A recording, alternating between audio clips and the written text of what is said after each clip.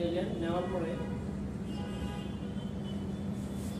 এই যে ব্যান্ডেজের উপরটা যখন এই উপরটা আসছে না, গজের উপর যখন আসছে তখন একটু প্রেশারটা দিলেন, তখন আবার একটু প্রেশারটা দিলেন, আবার নিলেন, ঘোরাবেন।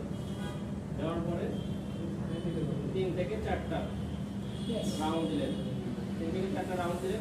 শুধু এখানে এসে টাইট করবেন। এখানে নেওয়ার সময় খেয়াল রাখতে হবে আমার যে গজ পিসটা যেখানে আছে, ইঞ্জুরি যেখানে আছে, এখানে যেন একটু প্রেশারটা পড়ে, হালকা, বেশি না, খুব বেশি টাইট করা যাবে, খুব বেশি টাইট দিয়ে রাখতে পারবেন না। ওইভাবে দেওয়ার পরে তারপর আপনি এখানে এই পাশ থেকে ক্লোজ করবেন সোজা। এটা সহজ, খুবই সহজ ব্যান্ডেজ, মানে আরামে হয়ে গেল, তাই না? মাথার ব্যান্ডেজটা সহজ না? না, 3 থেকে 4টা আরো বড় ইয়ে হবে, অনেক সহজ। লবণের টান দিল